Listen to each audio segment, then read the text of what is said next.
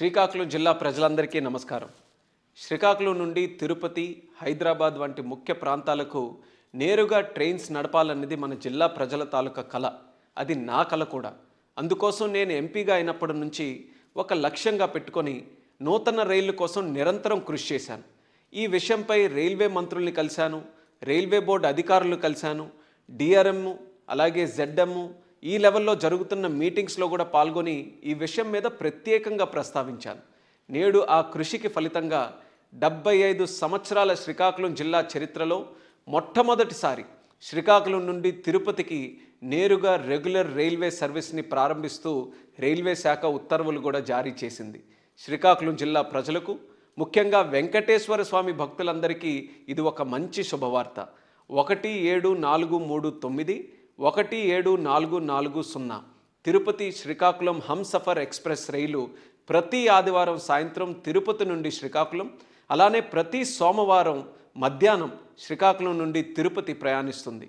ఇప్పటి వరకు తిరుమల దర్శనం కోసం శ్రీకాకుళం జిల్లా ప్రజలు భువనేశ్వర్ మీదుగా వచ్చే రైళ్ళు లేదా విశాఖపట్నం రోడ్డు మార్గంలో వెళ్ళి అక్కడి నుంచి తిరుపతికి చేసే పరిస్థితి ఉండేది. ఆ రైళ్లు రద్దీ ఎక్కువగా ఉంటే దానివల్ల చాలా ఇబ్బందులు కూడా మన ప్రజలు పడేవారు. ఇప్పుడు ఈ కొత్త సర్వీస్తో ఆ సమస్యలకి పరిష్కారం మనకు లభిస్తుంది. ఈ నూతన రైళ్లు ద్వారా భక్తులకి వాళ్ళ సౌకర్యార్థం ప్రయాణం కానీ, అలాగే బర్తులు అందుబాటులోకి రావడం కానీ ఇవన్నీ కూడా వెసులుబాటు కలుగుతుంది. ముఖ్యంగా ఇది తిరుపతి వెంకటేశ్వర స్వామిని మరియు మన అరసవెల్లి సూర్య భగవానుడిని అనుసంధానం చేయడానికి ఒక గొప్ప ఆధ్యాత్మిక ప్రయాణంగా ఇది రేపు మారుతుంది. ఈ నూతన రైల్ సర్వీస్ని ఏప్రిల్ 13వ తేదీన శ్రీకాకుళం రోడ్ స్టేషన్ నుంచి మనం ప్రారంభించబోతున్నాం.